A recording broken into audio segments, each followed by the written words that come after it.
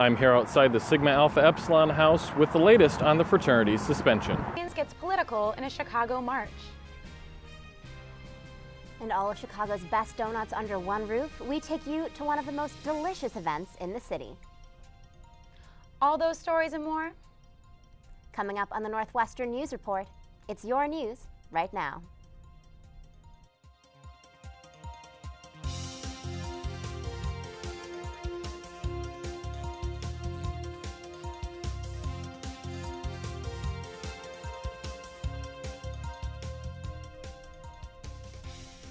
Good evening, I'm Maddie Coe.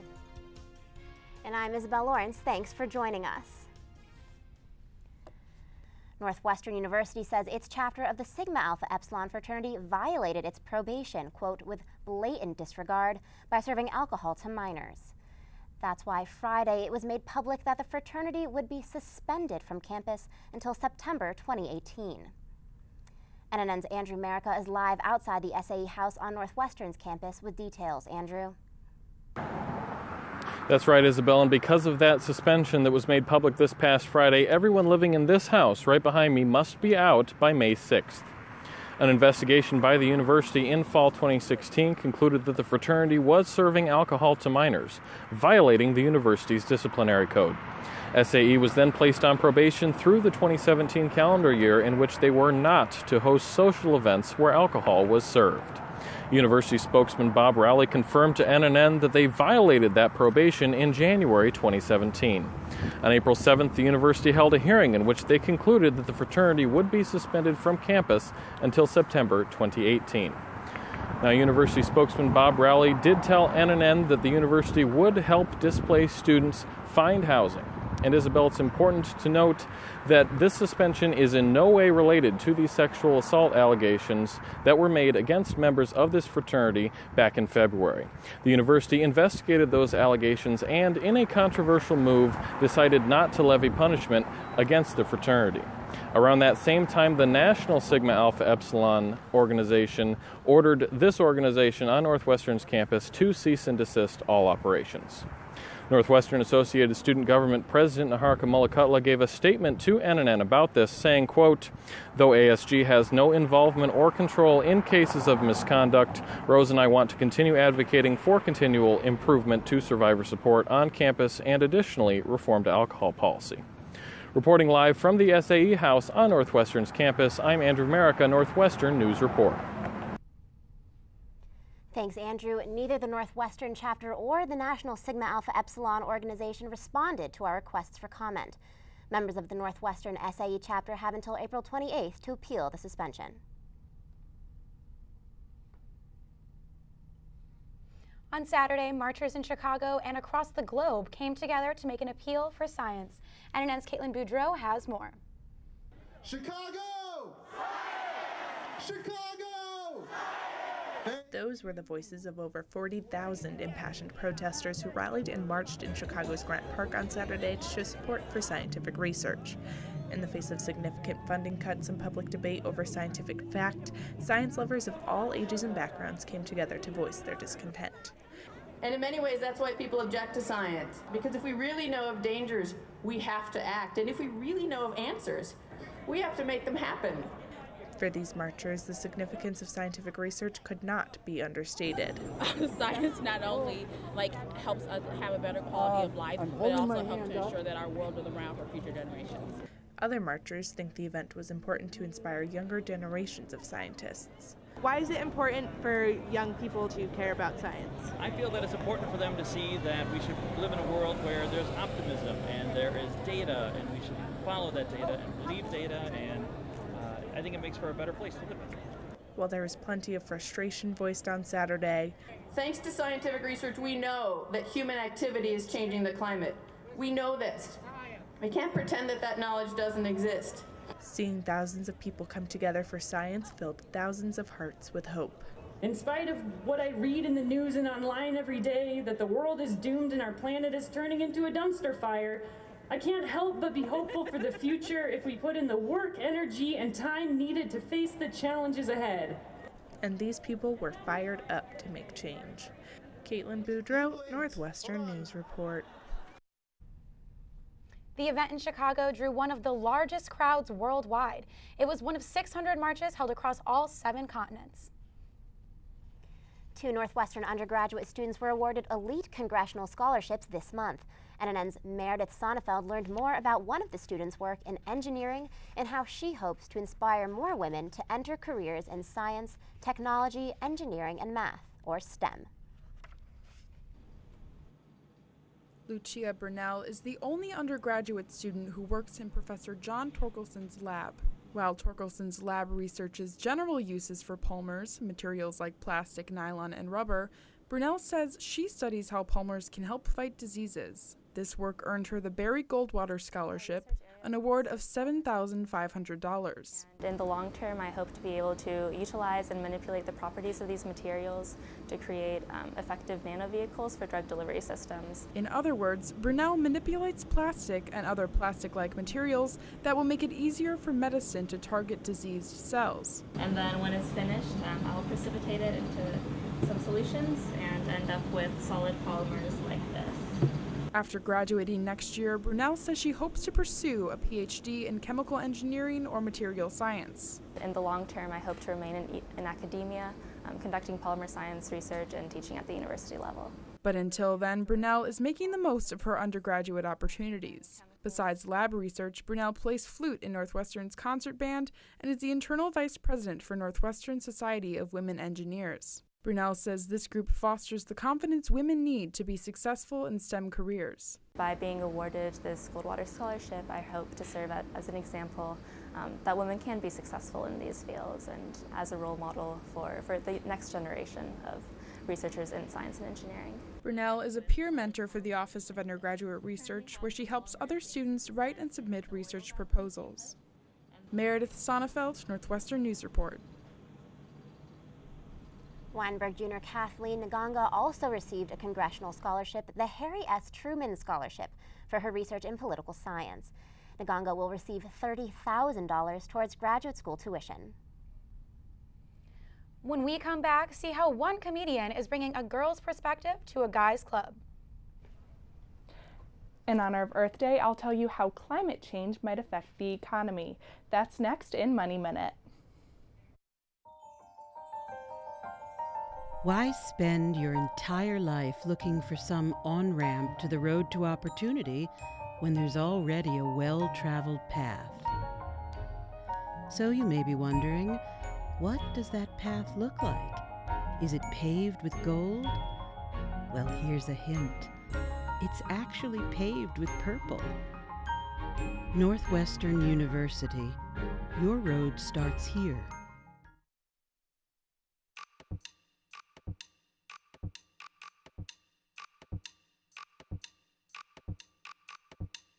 Why hang around waiting for opportunity to knock when instead you can track opportunity down and knock on its door?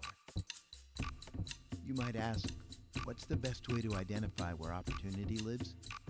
Here's a hint. Its door is colored purple. Northwestern University.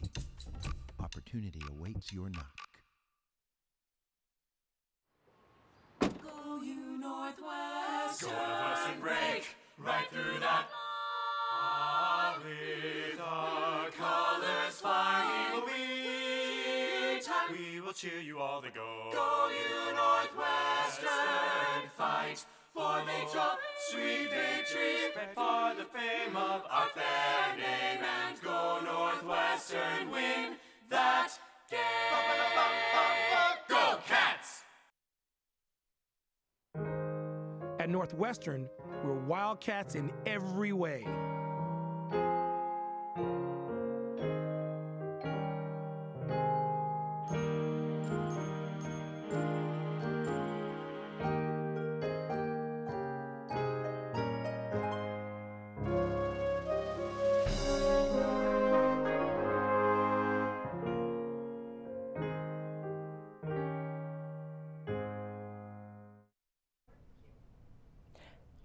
Global warming has an obvious impact on the world climate, but what about the world economy? Good evening, and for Matt Stun, I'm Caitlin Boudreau. A group of Stanford researchers found that if the world continues to warm without intervention, global GDP per capita will be 23% lower in 100 years than it would be without global warming. The logic is simple. When temperatures are too cool or too warm, countries are less productive. That's because as temperatures rise, so do cooling costs in factories and other workplaces. When costs of production rise, so do prices of goods and services. These higher prices ultimately translate to slower economic growth. If a nearly 1/4 cut to global wealth doesn't alarm you, the researchers said economic fallout could be even worse than the study predicted. The study relied on data examining how countries' GDP have been affected by temperature in the past, but did not account for other global warming symptoms like sea level rise or changing weather patterns. Actually, we've already seen how wacky weather has harmed the American economy. Just 5 years ago, the worst drought in Midwest history drove corn prices up more than 50%. When the price of corn increased, so did the prices of meat, eggs, and dairy. In fact, prices rose economy-wide by nearly 1%, all because of a severe drought induced by higher than average temperatures. Now, all of these effects can be slowed or avoided altogether by reducing the amount of carbon we emit. If we follow plans laid out in the 2015 Paris Accord to cap global average temperature rise at around 2.7 degrees, we might have a more prosperous future in store. With Money Minute, I'm Caitlin Boudreau. Late night television is mostly a guys' club, but one Northwestern student is crashing the party. Chelsea Jacobson is bringing her female perspective to late night TV in her own variety show, The Blackout. I didn't know what to wear at all because the men on late night TV wear suits and Ryder wears a suit, and that's like such a small thing, and for a man that's like, you don't have to worry about that at all. But I had to worry about like, what do I put on, and like, what about my makeup, and what about my hair, and like, how should I look? Scene 3A, take 1, marker. Standard late night variety shows become very monotonous. It's just up until very recently, it's been the standard old white guy talking at a desk. If you have a writer's room that's all white males, first of all, you're not gonna come up with as much interesting content, and also you're not gonna hear from other people about what you should be talking about, what is relevant to them, things that you shouldn't be talking about as just white males. So if you are able to hear from women on things that they care about, things that are like deeply important to them, you're just hearing a different type of comedy, a different type of content, and something that is gonna be delivered in a different perspective and a more interesting way if it's coming from someone who's directly affected by it. If you have a sketch that has nothing to do with being a woman, great, like you can do that. Or if you have a sketch that has to do with pads specifically, like you have this avenue now where you can voice that and share that with other people. I think that now, as more women start to come into the fray and let their voices be heard, it's only beneficial for all of us, like men included. I try really hard to not make my being a woman completely definitive of my whole life experience and my whole career in that way also. So if I want to make a joke about tampons, I'm going to make a joke about tampons, but I don't personally feel the need to only make jokes about tampons. The Blackout's diverse sketches will officially air in its live show later this quarter. We wanted to know what you think about female comedians, so in this week's Rock Talk, we asked what you thought about that. I'm Tara Levy, standing in front of The Rock, asking people today how they feel about women in late night comedy. Main people you hear of are men, which I find them funny, but I think like Samantha Bee is amazing. I actually do not watch any late night shows, but you know, Tina Fey is funny. So, also Samantha Bee, so 10 out of 10. Well, I do recognize that there's more men hosting them, so yeah, I think that could be a good idea. How do you guys feel about women in late night comedy? Oh my god, you are asking the right person because my Twitter bio says that I am the female Jimmy Fallon. That is my life goal. And I don't think there's enough representation of women in late night comedy shows on like the bigger networks, you know? If you have an idea for a future Rock Talk topic, tweet at us at NNN_news. And the Unity Charity Fashion Show is back, and it's as stylish as ever. NNN's Michelle Beck gives us the scoop. From boho chic to pretty and preppy, Unity displayed it all. Unity celebrated its 10th annual charity fashion show at the Hilton Hotel Sunday night.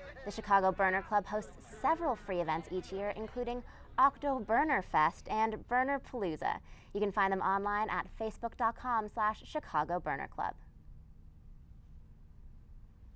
And coming up, we check in on the Northwestern lacrosse team to find out how they fared in Saturday morning match against Rutgers. Why spend your entire life looking for some on-ramp to the road to opportunity when there's already a well-traveled path? So you may be wondering, what does that path look like? Is it paved with gold? Well, here's a hint. It's actually paved with purple. Northwestern University. Your road starts here.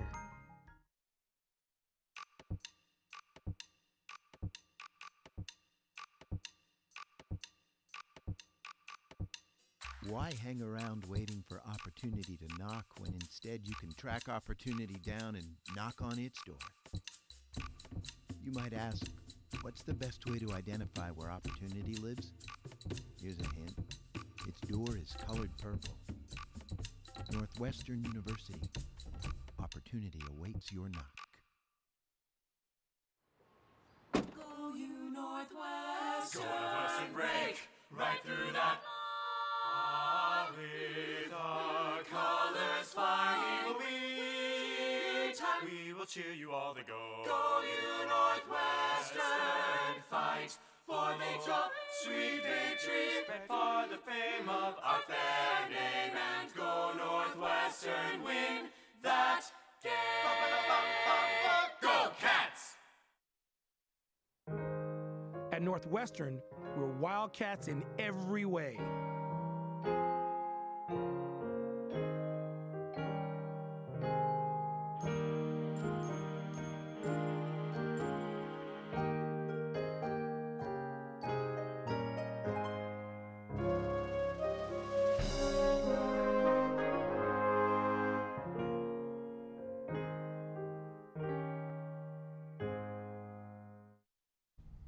Welcome back. We're joined now by Miles Miller from NNN Sports.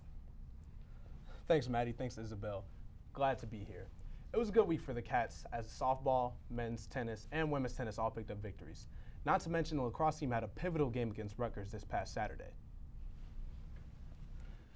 Number 15th ranked Western lacrosse team took their talents to Piscataway, New Jersey to take on the Rutgers Scarlet Knights. Let's roll the highlights. Kelly Amonte Hiller and her team getting ready to take on unranked Rutgers. First half, Christina Esposito drives past the defender to score her 36th goal of the season. Rutgers leads 5-4. Second half, Shelby Fredericks comes from behind the net, shakes, bakes, scores her 10th goal of the season. Her teammates love it.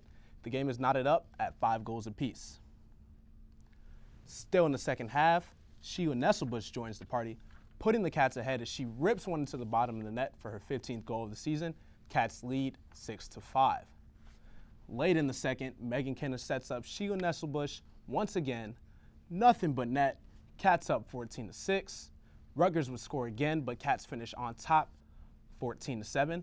With that win, Cats improved to 9-7 for the season and 4-1 in conference play. With that win, the lacrosse team clinches a spot in the Big Ten tournament and is now eligible for the NCAA tournament. Next, they face top-ranked Maryland this Thursday in Evanston. Varsity sports teams aren't the only ones adjusting to the ongoing construction to athletic facilities on campus. Intramural sports have undergone significant changes as well. NNN Sports' Lindsay Armacost has the story. I'd be on this roster anyway if it weren't for these stupid rules. Senior Aaron Anderson is standing on the sidelines because of a new intramural sports rule that won't allow him to play on more than one team. I hope it's temporary. Yeah, I hope it's temporary. Ryan Coleman oversees Northwestern's intramural sports, and he doesn't like the new policy either. But with construction all over campus, there isn't much of a choice. Obviously, we can't register as many teams with lack of space. And if we allow people to play on 2 different teams, it takes that away from other people that may want to play. With the lack of field space, these rules might seem logical, but some are arguing that they unfairly affect certain players. Basically, co-rec is men and women on the same team, And then our white and purple leagues are men's leagues. Coleman describing white and purple leagues as men's leagues is part of the problem. They aren't actually men's leagues. Women are able to participate, but using language like this deters women from joining. I found that sometimes people on other teams didn't have the best attitudes ever. A male on another team saying something in my vicinity about like, oh, is this a co-rec game we're playing? This winter, only 3 of the 166 White League floor hockey players were women. With so many men choosing to play in the White League instead of the co-rec league, is the level of competition available to women decreasing? I don't know, it's hard to choose because co-rec's typically like almost more fun, I think, but the Purple League is normally more competitive, so I guess that's why I chose that one. A lot of students thought it would hurt our co-rec teams, and we've actually had more co-rec teams than in the past. With new facilities opening up next year, this policy won't have to last long. For NNN Sports, I'm Lindsay Armacost. Ryan Coleman did mention that he's trying to start a women's IM league, but hasn't received much interest. And coming up, you do not want to miss this. At Northwestern, we're Wildcats in every way.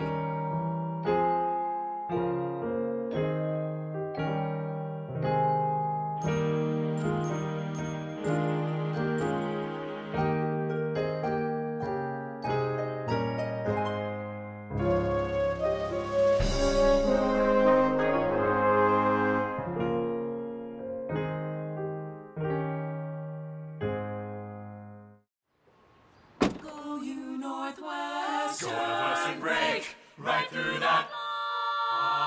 With our colors flying, we will cheer you all to go. Go you Northwestern, fight for victory, sweet victory, for the fame of our fair name, and go Northwestern, win that game. Go Cats! At Northwestern University, we are pioneering innovation and achieving excellence across every imaginable discipline.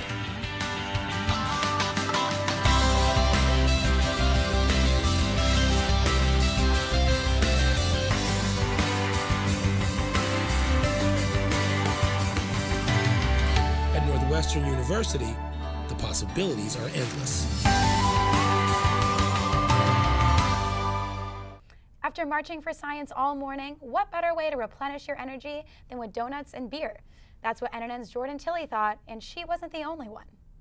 The Old Crow Smokehouse was filled Saturday with people in need of an ooey-gooey delicacy. We're so excited with how many people came out today. It's one of the biggest fests we've done. Inside the Old Crow's River North location in the heart of downtown Chicago were hundreds of people enjoying some of Chicago's best donuts at the Chicago Donut Fest. We have 12 different vendors, including Stan's, Krispy Kreme, Glazed and Infused, Cake Chicago, and many more. Attendees were treated not only to delicious donuts, but the 21 and older event featured some adult beverages to wash down the sugary goodness as well. I've only been hearing wonderful things. They're enjoying the Sam Adams beer that we're serving today, the Bloody Marys, the mimosas, of course, all of the donuts. Nick Grisetto is a partner with Chicago 20-something, the group that organized the festival. And Saturday, he helped give it spirit.